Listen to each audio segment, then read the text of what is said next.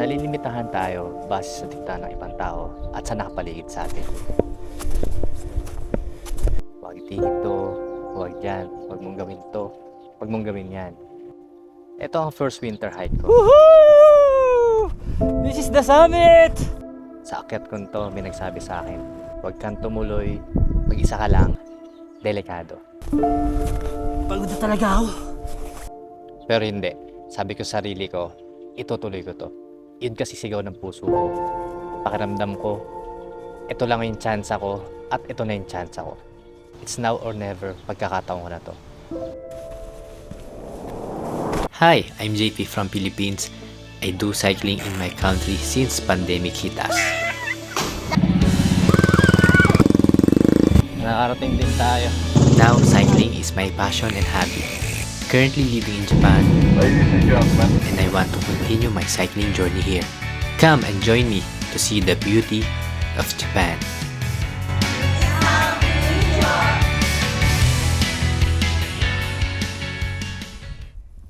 So ito na yung pinakaintay ko na kung saan ko pupuntahan ang Mieken, ang last prefecture ng Kansai area. At doon na ako magtatapos ng isang region.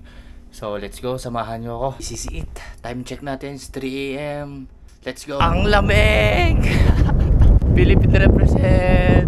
Kansai area, ibig sabihin, region siya dito sa Japan. So yung region na yon binubuo ng mga iba't ibang prefecture tulad ng Osaka, Kyoto, Nara, Wakayama, Shiga, at Mieken Prefecture. Yon yung mga buo doon. Ewan ko kung kompleto ba yung nasabi ko, basta yon. After 22 kilometers, huminto muna ako para uminom ng tubig dahil kailangan ko mag-conserve ng energy. Malayo pa ang lakbayin at nang mag-umaga, eto na ang bumungan. Woo! Nakikita nyo ba yung nakikita ko? Ang ganda! Makikipag-date muna ako sa mga bundok. Makikipag-date muna tayo sa bundok. Today is February 14. Woo! I love you, Philippines!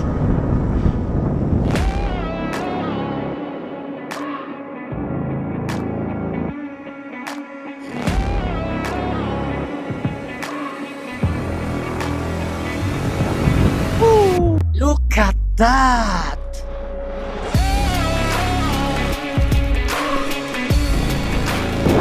Yeah, kung ano yung nakikita nyo, doon tayo pupunta.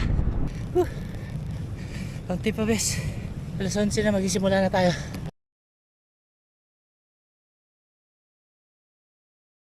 So ayun, dito na tayo sa pinaka-entrance nun. Pag nakita nyo yun, doon kayo dumaan. Time check, 12 PM.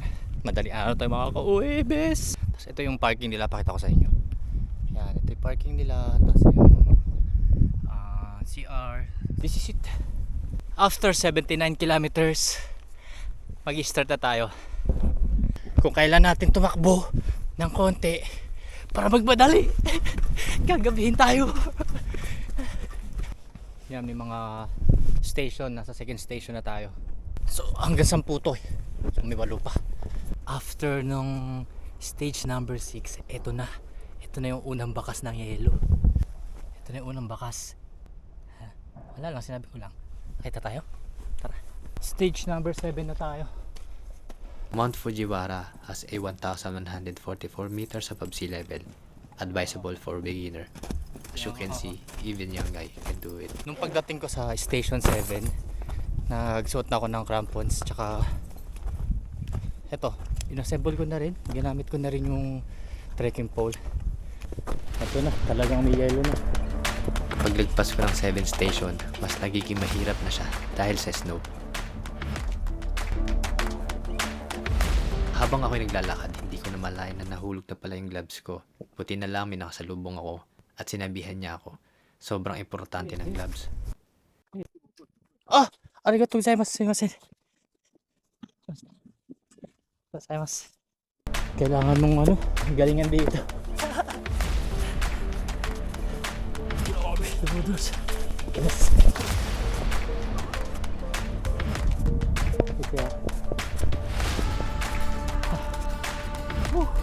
Konti na lang, be.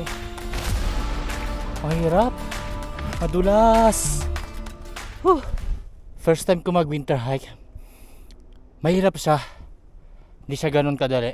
Kasi dumudulas eh. Pero masaya. Masaya siya. Kahit mahirap. Tatabo pa nga ako eh. Masaya siya. Sinasabing ano, mahirap. Mahirap na masaya. Tulog. Tulog yun.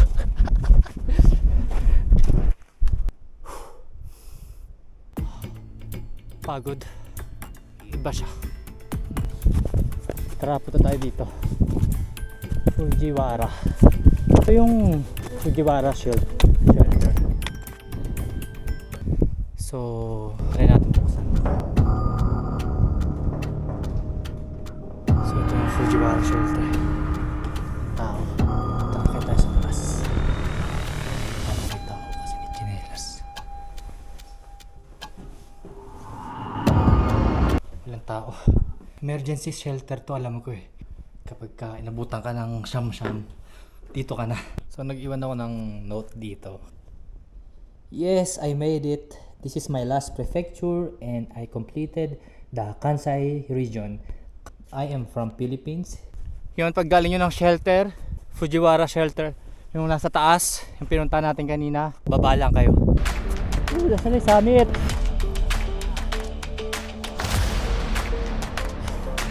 Ito talaga, pagod na ako. Woo! Pero konti na lang. Mga 10 minutes na lang. Pero bago matapos, hayaan nyo ipakita ko muna sa inyo yung ganda ng Mount Fujiwara.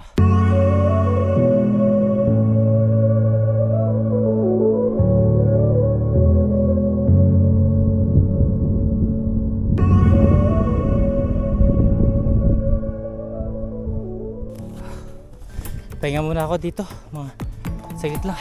Pagod na talaga ako. Kung kailan malapit na. Wala, nandiyan naman na sa taas eh. Kung kailan malapit na. Ang lamig sa puwet. Ang lamig sa puwet, Pax. Tara, let's go. Okay na yan. Okay. Let's go. Ike. Shades muna tayo para pogi. Yeah. Wala nang tanghali-tanghalian. Alas 3 na. Tatanaw ko na sa best. Pero yung pagod ko, tanaw na rin. Kitang kita na. Lumubog ako dito. Ayan o. Shoot yung paa ko dun. Natatakpan kasi ng snow. Shoot ako dun eh. Woohoo! This is the summit! Yeah! I made it! I completed the Kansai area! Woohoo! Yeah, boy! Yes, nagawa ko. I made it. Nandito ako ngayon sa Mieken, kung saan ko tinatapos yung isang region. May isang region na ako. So, isa i-check na. So, more region pa. Madami ang region. Sa isang region, madami prefecture. Mga 7, 8, 6. Madami pa tayong region na bibisitahin. So ngayon, yung Kansai area ay natapos ko na. Mie Prefecture ang huli kong destination. Silipat na tayo ng kabilang region. Sabay-sabay niyo ako samahan sa journey ko dito sa Japan. Yay! Siguro, makikita niyo to, baka summer na. Dahil matagal-tagal ko na tumaya.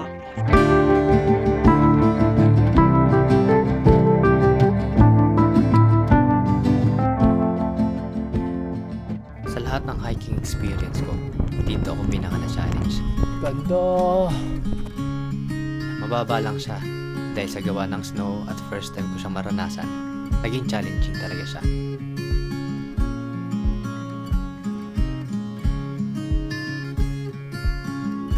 Maliit na hakbang pa lang to para sa gusto kong puntahan. Pero ito lang ang simula. Ang saya niya. Sigurado ako hindi ito yung una't huling winter hike ko.